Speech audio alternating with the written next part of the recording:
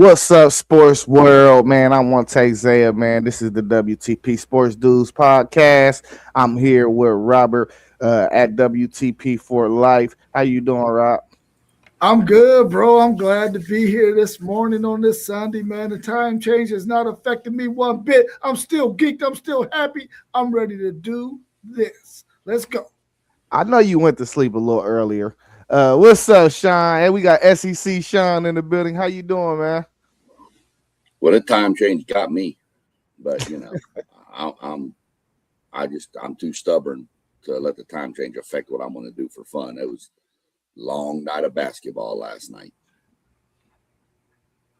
Nah, facts. Where it was a whole man. Listen, I was at the barn damn near all day yesterday. I don't know how I did that. I almost fell asleep in them bleachers. Hey, but y'all know what it is, man. We got all the channels down there scrolling at the bottom, man. It don't cost you a thing to subscribe, man. It helps out the channel, man. Just follow everybody down there, or just pick your favorite one and follow. We don't care. Just hit the like button and the subscribe button. Uh, let's get right into it, fellas, man. We got women's conference championship weekend going on. So it's a lot going on right now. We had Texas last night. They handled Ole Miss, and South Carolina squeaking past LSU. Now the conference game is for the SEC is set. Now we're gonna have a matchup between Texas and South Carolina. Who y'all got, and do y'all got any thoughts? Did y'all catch any of them games last night? Y'all can put y'all 2 cents in about those games as well. I'm gonna I'm gonna take South Carolina. Texas is really good. Uh, I don't know. I mean, South Carolina has been the dominant factor in the SEC for years now. It'll be a good game. It's going to be really, really close game, I believe. But um, I like South Carolina over Texas in this one. Man, this game is going to be one of those games where if Texas cannot knock down threes and they cannot play with athleticism to keep and match the South Carolina team, it's going to be a close one, but they're going to probably end up losing. They got to make sure they get Maddie Booker off quickly, early, give her touches. They got to slow the pace of the game down to the point where they could make South Carolina play a half court style of play. Don't let them get up and down the court, and they can be in it. I think the biggest key for Texas in this game, outside of Maddie Booker getting off, is Rory Harmon has got to be able to play good, solid defense on Floje Johnson. Is that her name? Flage, yeah. Flage. She got to play good, solid defense on her. She got to stay in front of her. She got to make it difficult. And Bria Preston got to come in and spell Harmon at times and do the same thing. They got to be able to keep Johnson from doing whatever she wants to do. And they got to keep that other young lady off the boards because she killed them the last time they played. She was getting a bunch of offensive rebounds and just out hustling Texas all day. But if Texas can do that and make this a half-court game, they could be in it down the stretch and possibly win it. I think South Carolina is going to win this game over my Texas Lady Horns, but I think it's going to be a really, really good matchup. And Texas can win it, though, but they got to do those things in order to be able to be in this game. Man, listen, man. I don't see Texas being able to hang with South Carolina. Not by the way the South Carolina's front court played yesterday. The girl Joyce, I think she damn near had a double double. The other girl, the big girl, she had a double double. I think she averaged a double double on the year. So, and just like with Raven Johnson, man, just been a squeaky clean point guard like that, man. They gonna be tough for anybody. I think that's the one team that I could see actually getting the UConn girls. Just because I just think their whole first five It's just balanced. It's just all the way balanced to me. All right, we had over in the Big Ten, UCLA. They handled Iowa, and UCLA and Iowa handled Ohio State and Michigan respectfully to set up a showdown for the Big Ten championship. Who you got?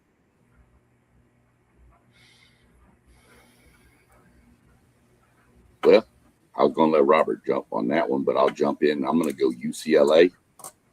I saw a thing last night. I didn't watch any of the women's games, of course, but I did see a thing scrolling across that UCLA's on like a 24-game winning streak. So, momentum's with them, but, Iowa. Iowa's been good. Always been. But Iowa's just like their football team. They're just one of those teams. They're just right there. They're just so. But I'm gonna go UCLA. I think they get their 25th in a row. So that's where I'm going. Yeah, I'm taking UCLA as well. I don't think they've lost a game since they lost to Texas early in the season, early in the season, and they've been on a heater since. I don't think that Iowa's going to have enough. They got the big girl in the middle for UCLA that's been playing really good basketball, along with the other players around her. I don't think that this UCLA team will even make this game close against Iowa. They're going to thump them pretty easily. I'm taking UCLA in a blowout. Yeah, I got UCLA, man.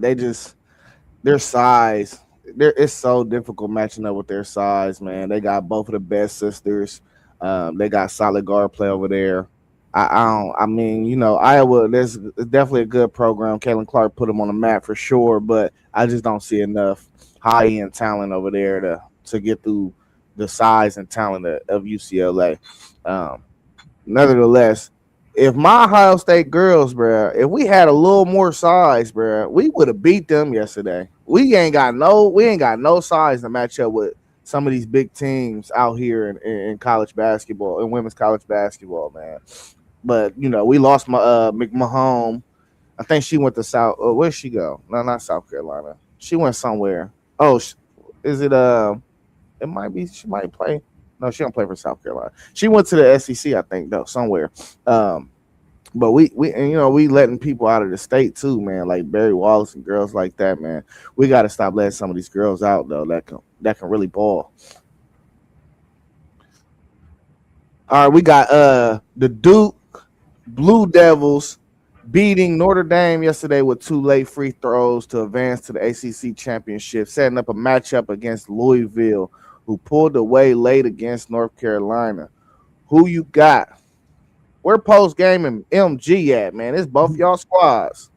Right. I'm taking Duke in this game. I think that Duke is going to be the team that represents this ACC conference in women's basketball and probably go the furthest in the tournament. This Louisville team is good as well. They got some talent, but I really feel like Duke is just playing much better basketball right now, 1 through 5, 1 through 8, than maybe what Louisville is playing right now. So I'm going with this Duke team who has a lot of experience, and they've been playing some really, really good basketball, especially in conference play. Yeah, I'm going with Duke. Louisville's had a really good program for a while themselves, but the way Duke battled with Notre Dame, I know post game's girl Hidalgo over there. I like Duke in this game. Again, this is another one I see coming down to the wire, but I'm gonna go with Duke. Yeah, man. I'm on Louisville, man. I think they could pull this upset, man. They got monster guard play at Louisville, so I don't know that. Women's usually the higher seed usually wins. You don't really see that many upsets, man. But we got to get one, right? Is one too much to ask for? Let's just get one. I think this is the closest one we got to it. So I'm going Louisville. I was not able to catch neither one of them games either, though, yesterday. Y'all know it was a very eventful sports day yesterday. Hey, let's move over to men's college hoops. Uh, Question that's not on here. I ain't got it in the chat, but AJ DeBansa and BYU was able to pull off a big win last night against Texas Tech. Do y'all think that win solidified them a bid to the March Madness tournament? I think it does. We've been waiting for that BYU team and AJ to get a good win. Did Texas Tech sort of maybe hand it to them? Probably so. No one I don't think expected the Texas Tech team, as crappy as they've been all season, to lose to BYU, who is minus a key player. But they lost yesterday, and I think that this BYU team, having a star player like AJ, will probably sway the committee to allow them to get in at 21-10. Yeah. Obviously, yeah, you said it right there. BYU's down a player, but Texas Tech's down probably their best player. Yeah. But nonetheless, I mentioned it yesterday when we was talking about different things of getting in, and I said if they beat Tech, they're probably in. So I think this pretty much locks BYU in. Having AJ, a top 2 draft pick, sure doesn't hurt to get into the tournament either, but I think with the win over Tech, they pretty much solidified themselves. Yeah, I think this is the win that gives them an excuse to put AJ into the tournament. So I'm actually happy they won this game last night, because March Madness is not March Madness when you don't have your best players in it. So I'm super excited that AJ and BYU was able to get that dub, because we've seen multiple times where one player gets on a heater so much that he can carry his team through March Madness. And I think AJ is that type of talent, and I would love to see him hoop in the March Madness. It just wouldn't be right. Yeah, and they'll probably get a first round matchup where the game will be a really, really tight game, but then you'll get to see the star step out there and will his team to a win, man, by taking over the game down the stretch. And that's what you want to see during March Madness, is star players having the opportunity to show why they're stars. Right. And don't be surprised if they lose first round or whatever in the tournament, the conference tournament. Don't be surprised if they're not in the play-in. What seeds are the play-in again? I can't remember. It changes. Not from year to year, but typically it's an 11. There's 2 11 seeds. So 2 people play for 2 11 seeds. And then there's normally, I want to say it's a 6. Yeah, that's what I was thinking in my head. I wasn't sure though. I thought it was 2 11s and 2 6s. We keep moving, and I'm going to look it up real quick because Lenardi has it out there on Bracketology. Okay. I'll come back and then verify that. They might be 9s. They might be 9s though. I think 9s are too low. I think it's 11, and there's something higher, like a 6, 7. But we'll go verify that real quick for everybody that's tuning in that has the same question, and we'll get back to them. Yeah. Hey, yesterday, man, Darius Acuff sat. Arkansas was still able to get a dub.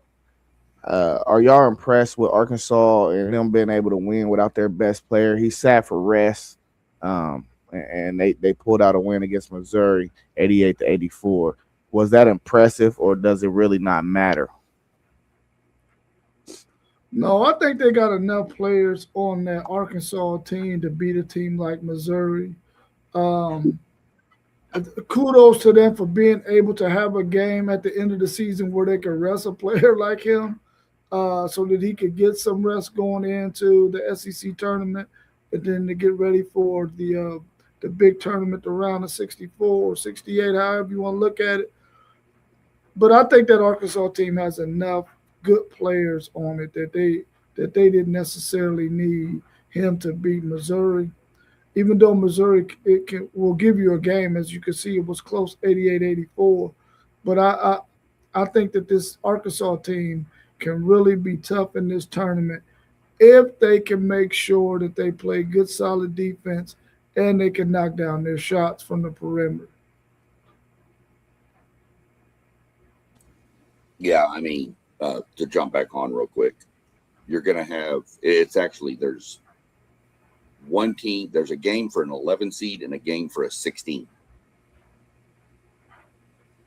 Yeah. And right now, the poor team, the way it looks, the poor team that gets that 16 seed out of that first 4 playing game plays Florida in the first round. So that's not going to be pretty. Yeah, it might be Miami of Ohio. Right now, just for curiosity's sake, the last 4, the teams to make the play-in tournament is Santa Clara, SMU, VCU, and Auburn, I believe. No, hold on, let me go back and look. That's a mistake. That's the last 4 he's got in. He had UMBC in Long Island, and I know it was Auburn and somebody. It was for the 11 seed was Auburn. And now I can't find it anymore. There it is, VCU and Auburn playing in the play-in. So those are the 4 he's got in the play-in game. Looking at his bracketology, there's some pretty interesting matchups that we can get into next week later on. But Lenardi been going in forever. He the GOAT at that, bro. Dude, his first round matchup, just to throw it out there because they're my team, is he's got BYU and A&M in the first round. He got BYU as a 7. Oh. But that so them 7 seeds, I think 7, 8, and 9, they're like chess pieces. Yeah. It's kind of like, okay, they're in the tournament, but they like maybe 50 through 68 ranked teams in the tournament. So you got to slot them somewhere. Now I'm going to be crazy while I was looking that up. What was the previous question we were talking about? Oh, we was talking about Arkansas. Were you impressed with Darius Acuff sitting and them still being able to get a win, or does it really not matter? I mean, it was important, I think, for Arkansas to know they could do it because all the talk's been they go as Acuff goes. They've got so much talent on that. The athleticism, that's probably one of the most athletic teams in the whole country. They got guys everywhere. But, to sit him, you want him prepped and healthy. It just gives him a few extra days because they've got the double bye in the SEC tournament locked in. They were already locked into that. So even if they would have lost to Missouri, it wouldn't have affected them as far as seeding for the SEC tournament. So we're pretty good with what it looked like. But it was pretty impressive to see. Missouri's a pretty scrappy little team, too. That's a team you need to watch. Yeah, that's why I don't know. I kind of was impressed because I think that was a really good culture move because going into conference championship week, I think you're giving other guys confidence. And once you get Acuff back, if you can get them guys to stay on the level of confidence that they just played with last night, and we know what Acuff can do, and we always know that Cal always has good guard play, but he got athletes too surrounding those guards. I think Arkansas really is a sleeper team in this March Madness bracket that can really make a run. All right, we got number 4 UConn. They fell to Marquette on the road. What's your thoughts? And does this loss guarantee that they won't be a number 1 seed? And while we're on this topic, we can also touch bases on Danley Hurley being ejected from the game for bumping the ref. Do you think that was justified or not? Or what was your thoughts on that as well? Well, I mentioned yesterday that you mentioned yesterday, sorry, I don't want to steal your thunder, but you had mentioned that UConn had the worst loss. Well, they went out and topped that worst loss with an even worse loss. So I don't see any way. Did this lose them the number 1 seed? Only way I see it, them getting the 1 seed now, is Florida has to lose in their first game in the SEC tournament, and they have to win the Big East. And even then, I don't think it's enough. I think Florida has got everybody on notice, and I think everybody's watching what they're doing with that front line, and the guard play has come on huge in the second half of the season. him getting ejected, I mean, that's the rule. Was it right? I mean, make your own case for that. But the rule is you make contact with a ref, you're ejected. I didn't know that it was crazy enough to be an ejection. But again, the rule is the rule. I'll go back to a game a couple of years ago down in Texas A&M at College Station when Kentucky played A&M. And one of the Kentucky players got mad late in the game and spiked the ball, but caught it. And the ref teed him up and gave A&M the ball and the thing, and A&M wound up winning the game by like 2. Kind of controversial, but, the rules are the rules. You got to stick with them. Yeah, there was a time during this season, man, where I felt like UConn would be one of those number 1 seeds, and then they sort of started playing a little bit below their standard. And in this game, they did that as well. This was a golden opportunity for UConn to let the committee know, listen, we deserve to get that last number 1 seed. You cannot go out and not beat Marquette in this game. And Marquette, I believe, led maybe from start to finish in this game, even though UConn made some runs and made it close during spurts where they got it, under 5, I believe it was. You can't lose this game. And I know the frustration that the coach was having with maybe some of the refereeing that was taking place. But in a game like this, on the road, I believe it was, you got to expect that, man. You got to expect that the other team is going to come out and play hard. They're going to try to do everything they can to defeat you. You're the best team in the conference. You got the bullseye on your back. The coach in that situation, even though there are times when you got to do something to get your team to know that you got their back, you can't be bumping referees. You don't even have to get that close to him to let him know how you feel about however they're refereeing that game. But I'm putting this on the players because you knew what was at stake. You know that. I know you had to hear the buzz that Florida might get that last number 1 seed. You just can't go out there and lay a goose egg like that and be flat. You got to go out there and seize the moment and take that game. And they didn't do that. Marquette pulled off that win. I believe that the coach should have gotten ejected from that game because, according to the rule, you can't bump the referee. And he's talking like he didn't bump the referee. But sometimes when you're in the heat of the moment, you don't know how far overboard you've gone. So he should have got ejected out of that game. But he got to make better decisions going forward. Yeah, nah, Rob. They ejected him from the game, but it was at the end of the game anyway when it happened. Yeah. So it was just like whatever. But like after seeing this, what do y'all think UConn's ceiling is? Like, do y'all think they can make it to a Final Four? I don't. So. I mean, I don't think they can make it to the Final Four. I don't. Go ahead with your thoughts as to no, and I'll go with mine. Yeah, I feel like they've had some instances this season where they haven't played well, and we know in the tournament that can creep back in there again, man. And we've seen it happen many, many times where a team just isn't functioning on all cylinders. Now, we also seen a UConn team that probably shouldn't have won the national title get on a heater and win it. I think maybe twice here in the last maybe 5 or 6 years.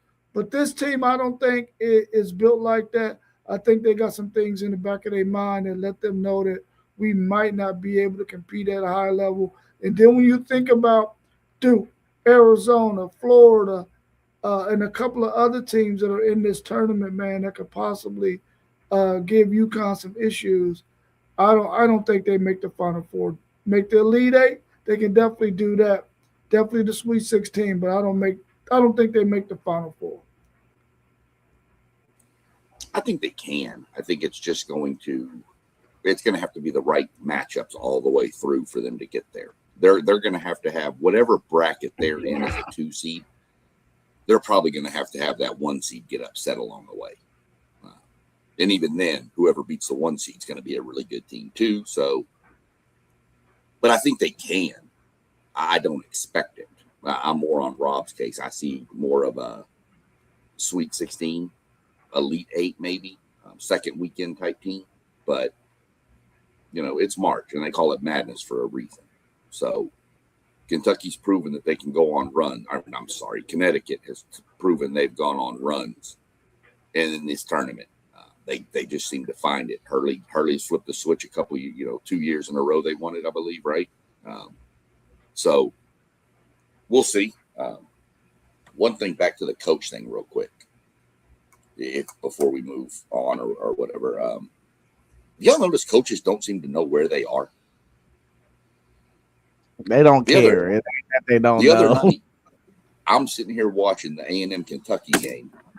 Kentucky's guy comes in and shoots a 3, misses, but he stumbles back after he lands and steps on his coach's foot and rolls his ankle. I'm like, Coach, you got to be out of the way, man. Coaches are all over the floor, man. And I think that's what they rely on their assistants for, to make sure that they stay in that box. Because, once you get in the heat of that moment and you out there, you passionately coaching, you ain't thinking about where you at.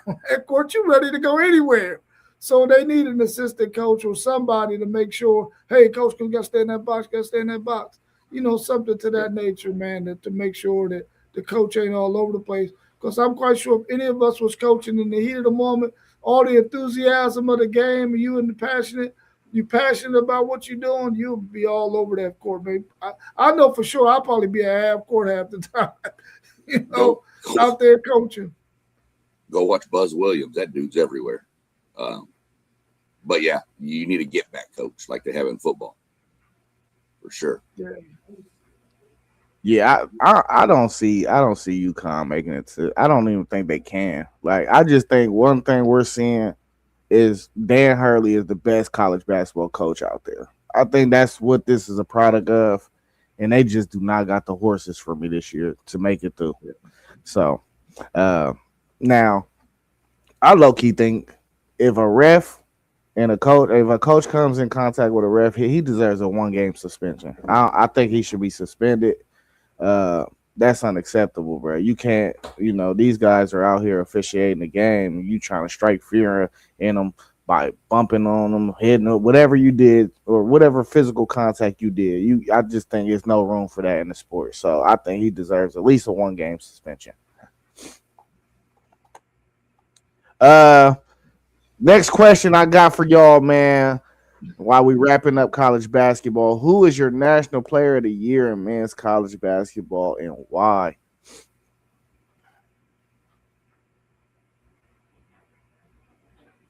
I'm going to have to go with the Boozer kid. I feel like what he's been able to do for this Duke team, he's really been their glue, rebounding, scoring, passing.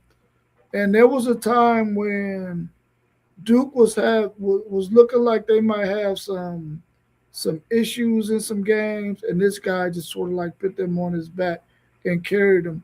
I know there's a lot of other really, really good players out there, but I feel like this guy has kept Duke up at the top of the rankings all season, and it's pretty much been him controlling that team and keeping them playing really good basketball all season. They won a really good matchup against Michigan a couple of weeks ago. Even though the ACC isn't as tough as the Big Ten, the Big 12, and the SEC, I think he's done what he needed to do to win this award. So I'm gonna go with Boozer out of Duke. Yeah, that's probably the right choice. I think AJ, the way their season kind of has trailed off, has kind of hurt himself a little bit. He didn't do anything wrong, but I just, when you look at the whole picture, Patterson, whatever, from Kansas, I don't think you can give it to somebody who just checks out and misses games left and right for questionable issues. My sleeper for player of the year is coming out of Florida, and it's that Tyler Hawk or Houff or whatever that dude is. He's a sleeper pick. If Rob's going to go Boozer, I'm going to go with him just because that he is been just balling for the past couple of months. And, he sat out against Mississippi State. Call it load management if you want, but it was Mississippi State, and Florida knew they were going to trash them, and they did. So he got a little bit of a rest, but Boozer's probably the right pick, but I just threw somebody else's name out there to throw a little spice to it. Yeah, I don't think you can go wrong with Boozer, man. But I'm sorry, bro. I gotta go Darius Acuff, bro. I got to, bro. I just don't think they will be the team that they are right now without him. They just wouldn't. I think Duke got so many talented guys that's probably not even seeing the floor that's 4 and 5 star prospects that they'll figure out a way to be relevant. And I just don't see Arkansas being relevant without Darius Acuff. So I would say when I'm weighing in on the MVP, who gives your team the most impact? Like, why are you here? You're here because you have Darius Acuff. And I don't know. I love Boozer though. Don't get it wrong. He's a walking 20 and 10 in college basketball. You're probably not going to stop him unless he get in foul trouble. And you can't go wrong with him either. I think it's a few guys that you can actually give it to that and you wouldn't be wrong about it. So shout out to Booz though, man.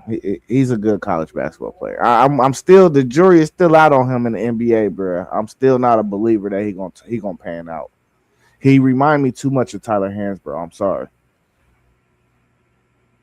I'm sorry, Melissa. That's probably a pretty good comp.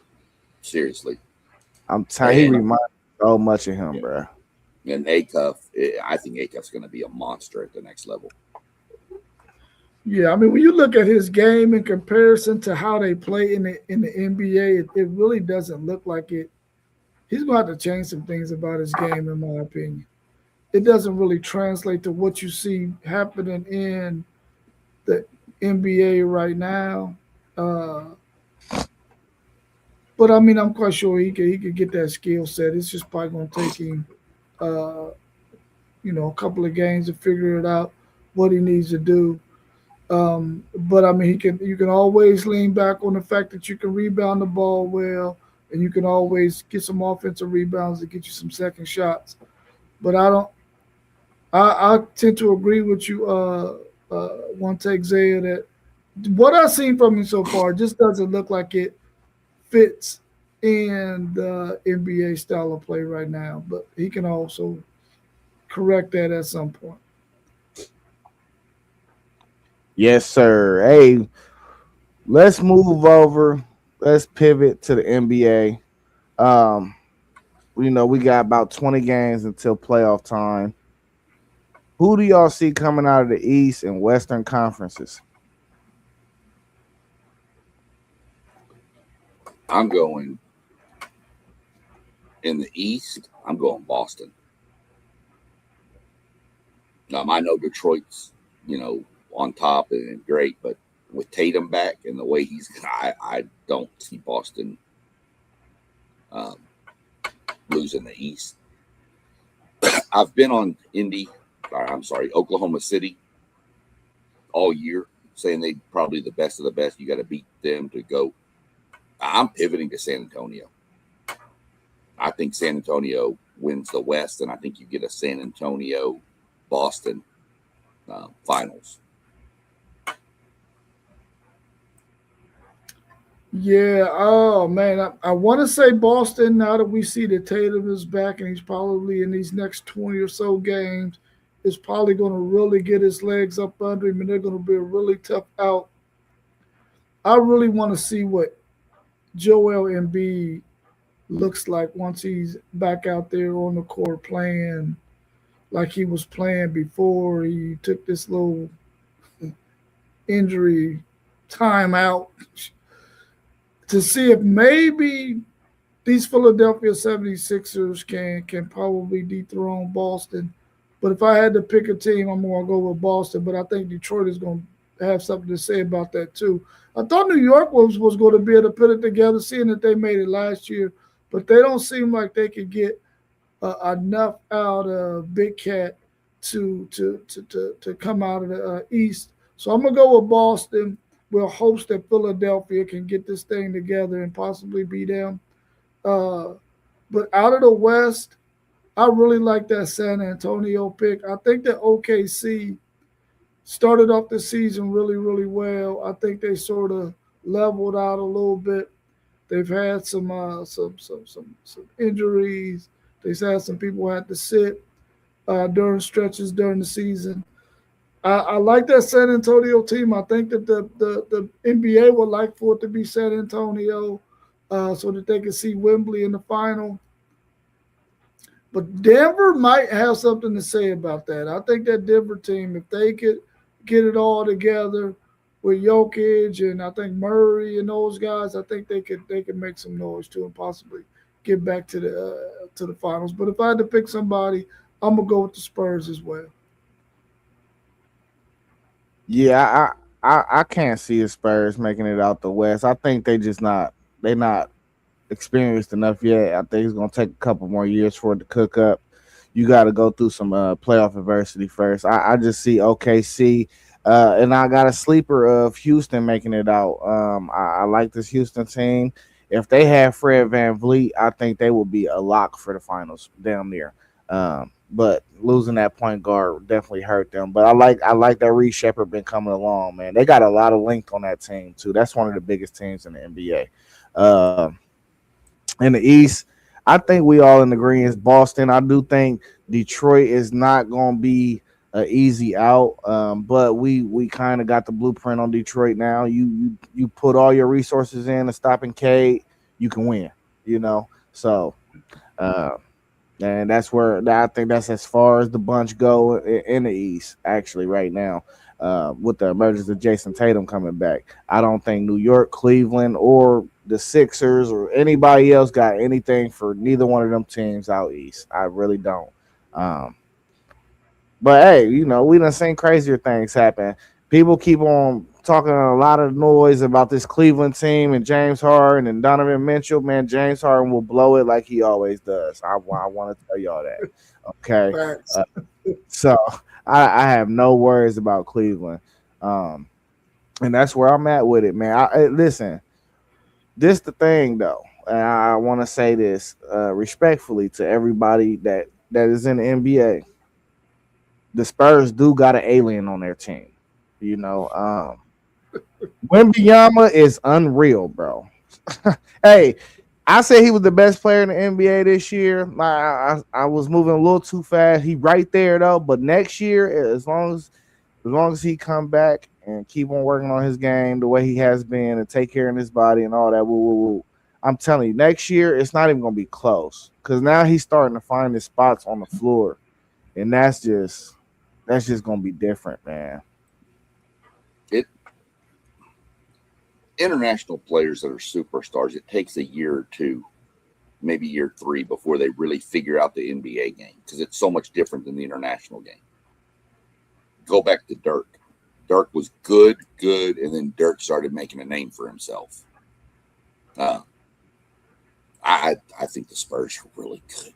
I mean, plus, if it does come to them in OKC, you got to remember they're 4-1 versus OKC this year.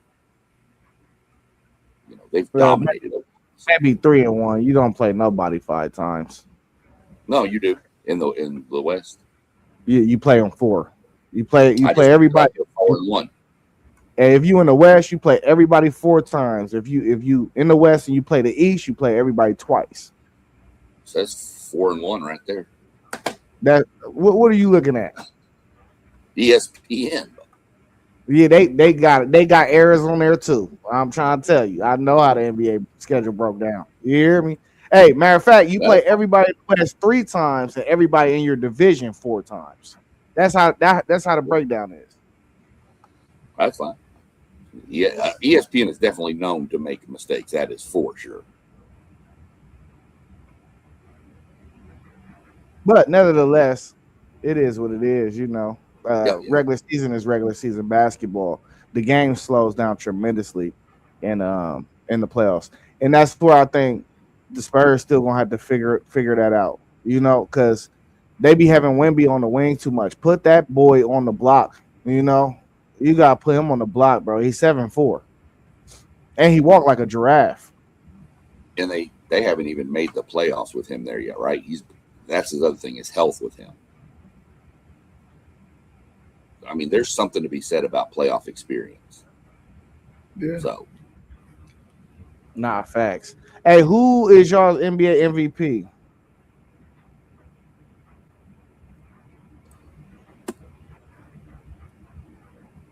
I haven't watched enough to give you a name. So I'm gonna defer to you two on that one because I just have not watched enough NBA basketball to pick a guy. There's a yeah, lot of guys out there. yeah, there's a lot. Cunningham's on there, and Wimby might be on there. Shea's on there. I just, I'm going to go with the old standby, and I'm going to go with the Joker. I don't know how you can. That man is a walking triple double every game. I'm just going to go with the old has been standby. But it wouldn't surprise me if it was Cunningham from Detroit. But if I'm voting, I'm probably going the Joker. Yeah. I think people gonna get voters fatigue with Joker, man. He averaged a triple double, and we just act like it's normal. Right. Like he should win it, but I do not think he's gonna win it. I think K really deserves the MVP. When is the last time Detroit been good? Like they're here because of him. They're the one seed. Like we're not talking about just no regular. They're the one seed, bro, and he's playing in Detroit, bro. And they ain't been good in 20-some years. Almost 20 years. So I think he deserves consideration. You could make an argument for a lot of people though. Shea is there, Luca is there. Luca's fighting for the scoring title right now. Wemby is right there for me. I don't know if he qualified with how amount games played, but then again, I think the best player in the NBA is Edwards. So I think the award should go to the best player for real. So I don't know, man. It's tricky. I hate to be a voter this year, because it's just too many ways you can go. But I think Player of the Year, MVP, same type thing. You don't you have to take in consideration who they play for and where. I would look at it as where would they be without him? That's how Detroit you post would it. have the number one pick. Without Cade Cunningham, Detroit is terrible. I don't want to say terrible, but they're not what they are. That's for sure. Now you can say terrible. I think they'd be in the top 14, and then I think they'd be a lottery pick. I mean, Yeah. Wow. You go with Cunningham. But I just think that I still just think that people are going to give it to Joker over there. I don't know that he necessarily deserves it over somebody like a Cunningham. Does Luka qualify for it, or does he miss too many games? They ain't missed that much time. They only missed like 7, 8 games this year, maybe 9. That seemed like he good. Okay. Yeah, he good. So yeah, to me, you want to look at it that way, you've got to go Cunningham. You just have to. You got to go Cade. But I just don't think they're going to. Yeah. Hey, y'all got anything else to add to the NBA before we move over? Real quick, Idea? there was a thing that came out yesterday. I've got to do some more research on this, but this is something I'm going to look into. There's some battle going on between the Dallas Stars lawyers and the Dallas Mavericks. Battle about what? Oh, you said you got to read into it. Yeah, well, I know the Stars came out and said something. It's something to do with Dallas is looking for a new arena before the lease runs out on American Airlines, where them and the Stars both play. And the Stars lawyers came out and they were like, yeah, we've been in discussions with the Dallas Mavericks.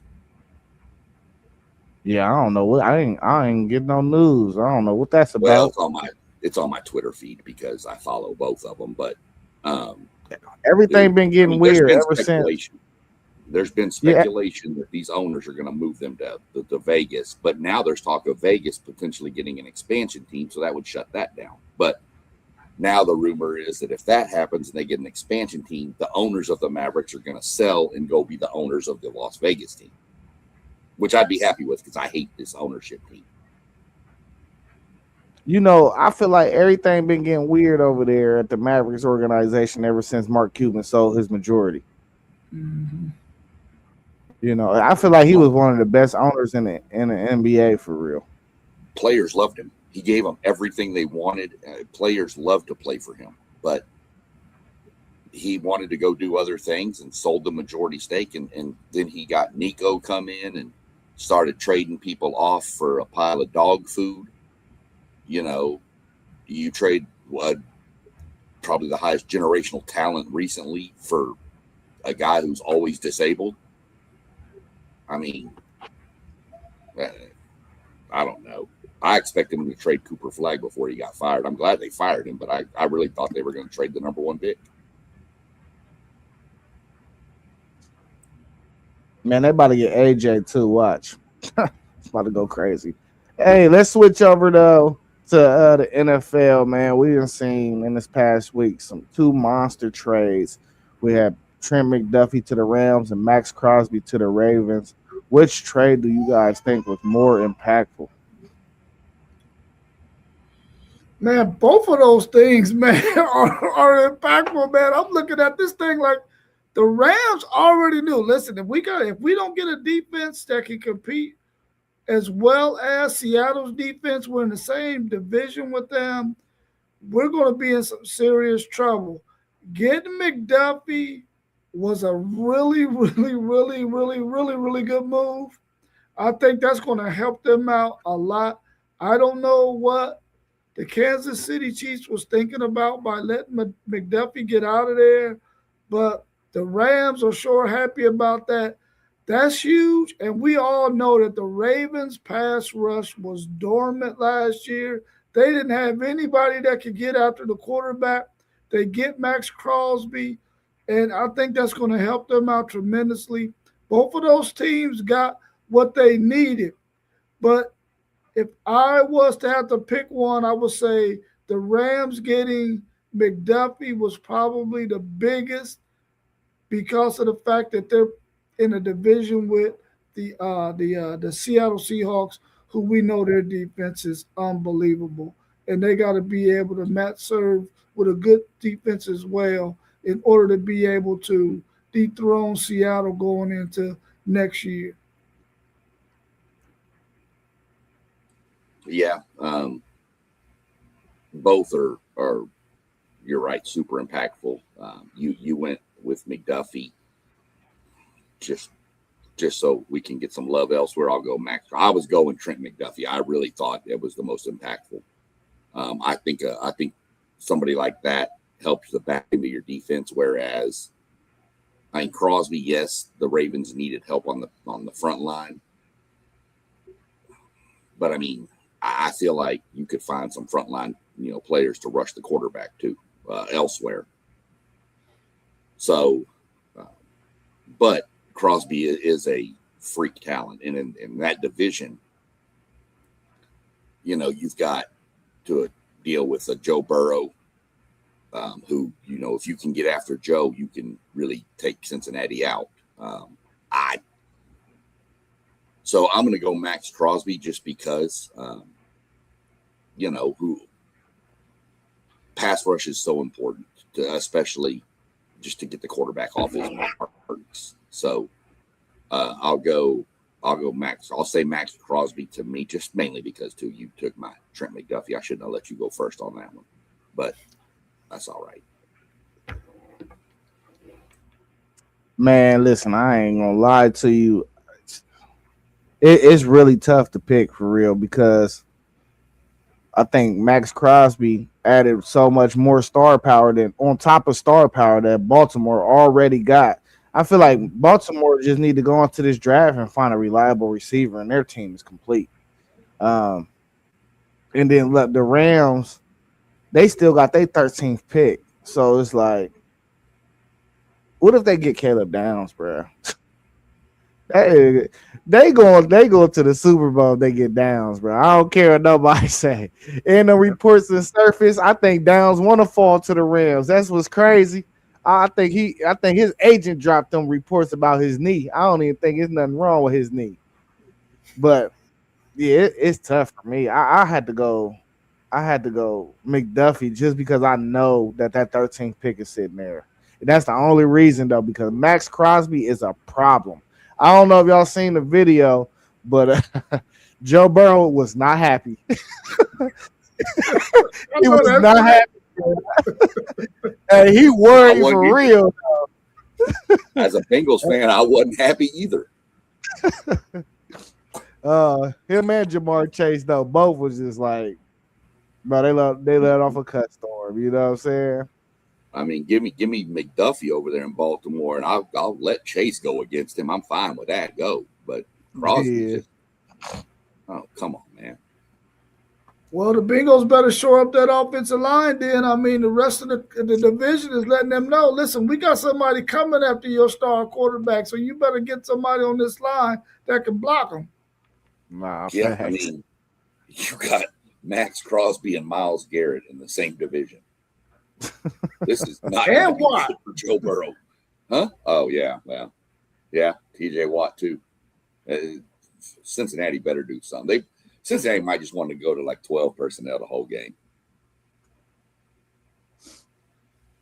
Just we'll see, man. It's gonna be fun to watch. I know that. Yeah. Well, hey. I hope.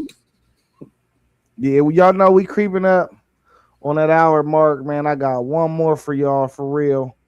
Is there any noise coming out of y'all's college football programs that y'all want to talk about? Anything y'all been hearing? Who's been looking good thus far? Y'all hearing noise about any workouts? Anything? I've had a few A&M things pop up. A few of the transfers. The kid from, what was it, Northwestern, Anto Saka or whatever, and a few others of the defensive transfers, more is what I've heard, have come in and just started calling the young kids in and telling them, no, we got to work. They're taking a leadership role and they're brand new there.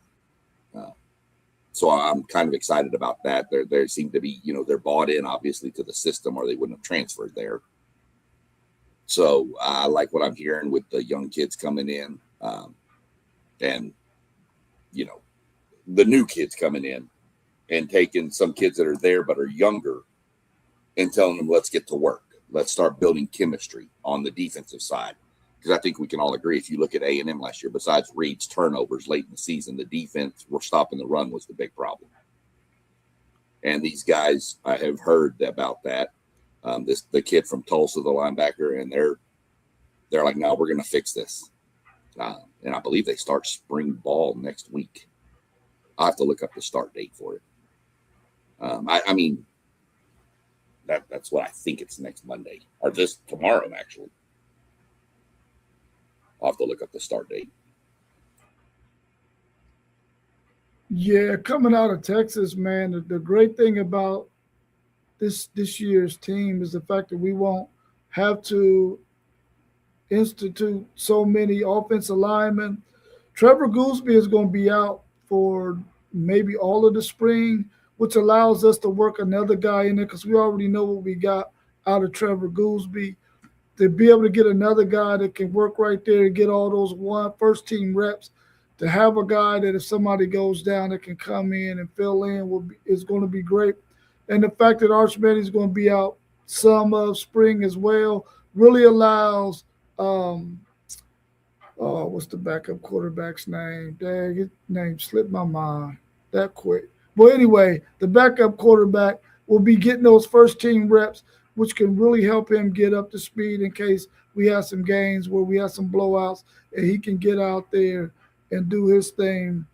I'm really excited about the fact that we have a really nice two-headed monster in the running back room that where we're really good at is outside zone. Both of these guys are really good outside zone running backs. And the year before when we had Jaden Blue catching the ball out the backfield was a premium for Steve Sarkisian in that offense. So we're going to have that reinstituted again.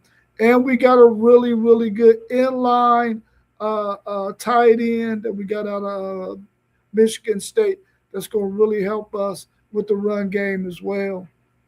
I'm excited about what Texas is going to look like. They did really, really well in the portal, defensively, offensively, and I think we're going to be in for a really, really good treat. The thing that scares me, though, is the fact that schedule that we have, and we got 9 straight, I think it might be 9 straight games, 8 or 9 straight games where we don't get no break, and I don't like the way that feels. But outside of that, I think Texas is destined to have a really, really good season this season. Y'all heard him, people. He's scared of September 12th. Y'all heard him. He said he's afraid of that schedule on September 12th. Well, well, listen. Last year, that might be what cost us. We probably shouldn't have played that game. We probably should have scheduled Mount Vernon University. Man, y'all are the Texas University, bro. No. Play everybody. Play anybody. Play everybody. That's right. Yeah. Hey, yeah, but it is 8 straight games, by the way. You go 8 straight. Yeah. You go for 4, then a bye, and then you just play. Yeah, they're gonna have to manage some of them guys in some of them games that they feel like they're gonna win easily. Though, is there any easy games in that 8? Oh yeah, there are. Yeah, I think they have one. Yeah, a lot of the SEC schools still have that one kind of week, but there's just no like. Some of them have it all at the beginning of the season, and I can't get to their schedule right now. But some have that one mixed in. I think like A&M only plays 2 at the beginning of the season. I think Texas does too. I think y'all have a weaker game in the middle down there in that 8-game stretch because I think y'all have Ohio State, whereas we have Arizona State in the first like 3 games. Mm-hmm. So. I'd have to go look, but I think y'all have a game in the middle of the season that's kind of a weaker. I could be wrong. It could be 8 straight SEC for y'all. Well, we only got 4 road games, so that's what's so spectacular about the fact that we got that 8-game stretch. We only got 4. We only got 4 road games. Y'all only leave the state of Texas 3 times. Yeah. It don't matter. They can lose in Texas. Are y'all good at rotating? What do you mean? Like in games, like do y'all rotate? Like offensive line, receivers? Oh yeah. Oh yeah. For wide receiver, the only way you getting on that field is if you get in that circle of trust. And we think that we got 2 receivers who probably won't be starting that can get in that rotation. So I think that's going to happen for Texas. In terms of the offensive line, they got a lot of experienced guys coming from the portal that's really going to help Texas out. They're going to move Brandon Baker into right guard, and the tackle that they got in the portal is going to play right tackle. And if this guy gets his eligibility, that's who they're going to plug in at left guard. So they got some players on their roster that's played a lot of football that are really going to gel in there. I'm just anxious to see what Will Muschamp is going to be able to do with all the gifts that he got on that defensive side of the ball. So you're probably going to see a totally different Texas style of play. Defensively, you won't see that bend, don't break style of play where inside the 20s, you give up a bunch of yards and then you just buckle down once teams get towards your red zone. You won't see our defensive backs playing off on 3rd and 6 playing off 10 yards. You're not going to see that with this Will Muschamp defense. You're going to see a lot more man-to-man, and the players that we have at the defensive back position are more man-to-man coverage guys. So you're going to see Texas really be a lot more multiple defensively than what you saw up under PK. Yeah, I was asking you that because we don't rotate at all, and I'm about sick of it. Yeah.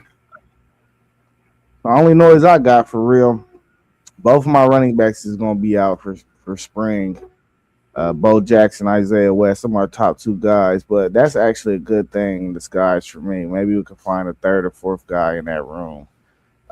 See what Legend Bay got or something, figure out how to use him. And they thinking that this receiver room is going to be better than last year. We're going to see about that, man. The jury's out. And that's it, man. That's all I got, man. I'm just waiting for football, college football, to really get into the thick of things because we've been abandoning my baby. That's my baby. College football is my baby, and we've been abandoning it. So I thought I'd throw a college football question out here. You feel me? Oh, yeah, for sure. His name is KJ Lacey. That's who's going to be getting the first team reps for Texas while Arch Manning is in that boot for his foot, ankle, whatever that is down there. I need Arch to come back, man. I was really encouraged with what I seen at the end of last year. I need him to keep on working. Yeah. He didn't look like he was in a boot last night at the Texas basketball game. Well, he probably didn't wear it to that game. He looked like he was in some cowboy boots. Boot for his foot. Yeah. And why you blowing up his spot, Sean? Because I got to. He's in mourning today after that loss to Oklahoma. Yeah, can't win them all. Every now and then, you got to let your rival get a win in so that they can still feel like they got something to live for. Jeez. All right, man. Y'all got anything else to add? Blue Jackets lost a heartbreaker last night for the hockey fans. Lost 5-4 in a shootout.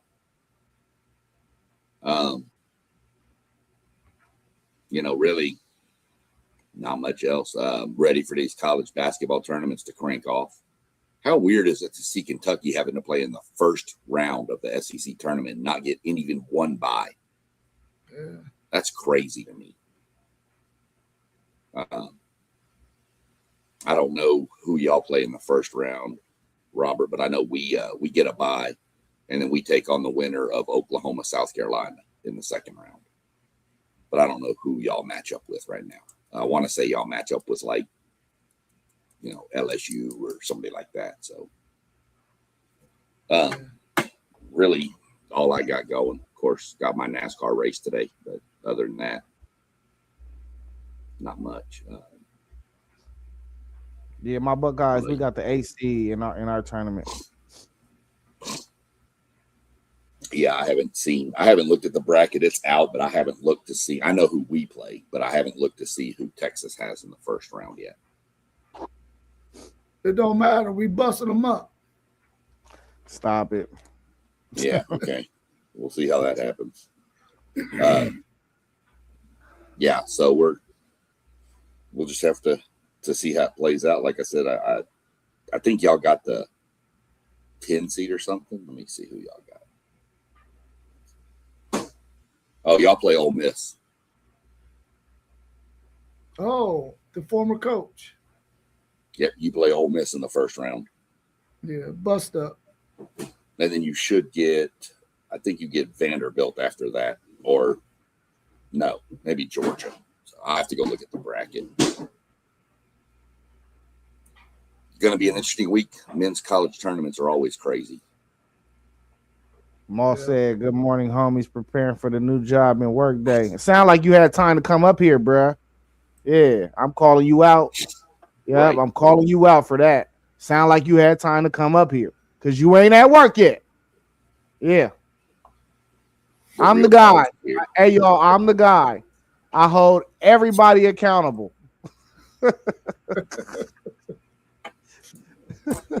Yeah. Hey, man. Let me end it with a story real quick. Hold on, real quick, Sean. Sean. I gotta give a shout out to my guy Bruce Story, man. He definitely broke that record last night. You know what I'm saying? He's the all-time leading scorer in Ohio State history. You know what I'm saying? So we got to show him love. And that's all I got. Go ahead. Of course. I meant to ask you about my nephew and them. They won districts last night too. So shout out to them too. Yeah. That was really good. I meant to ask you about if he broke it or not. I kind of assumed he did when you said he only needed 12 points. But we normally start off Sunday show with story time, but we're going to end it today. We're going to switch it up to make y'all watch through the whole show from now on. So I got a buddy of mine, wasn't a real religious guy growing up, but he married a girl who was. And one day his daughter came up to him and he said, "Dad, where do people come from?" And he went through the whole, went through the whole evolution thing, the apes and all this, and moved on. Oh, okay. So she went and she asked her mom, "Hey, Mom, where do people come from?" And she said, "Well, you see, back in the day, God had Adam and Eve and went through that." And she's like, "Well, Dad said we came from apes." And she said, "Oh, honey, he was telling you about his side of the family. I'm telling you about mine."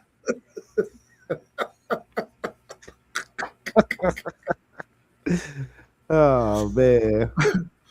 Oh man. That's too fun. Too fun. Hey, he from the best side. You ever seen Planet of the Apes? Right. I think y'all want that war. You want here's a little breaking news for anybody that might be listening and tuned in. Anybody that uses Spotify. I actually have figured out a way to put our podcast on Spotify now. Man, thank God, because I couldn't figure out how to do it. Okay. You have to go. It's kind of crazy. You got to go through another site to get it on there. So I did, and I actually have 2 podcasts going on there right now. One is WTP Sports Dudes, is what you need to search for. So we got to send the links. You got to send the links to all that. I got to figure out how to. But no, I mean, if you go search it, you can find it, because I was searching it last night and found it. If you just type in WTP, then space, WTP space sports space dudes, it pops up right there. But I'll try to start working the links in. But it is on there. I did get it on there. So I got that one running, and I got a NASCAR Talk podcast over there I'm running too. So, but yeah, I've got it on Spotify for us now. Cool. So we definitely want to be sure we're mentioning the if they listen to it on Spotify, they know where to come find us. Which we're on YouTube, all of us.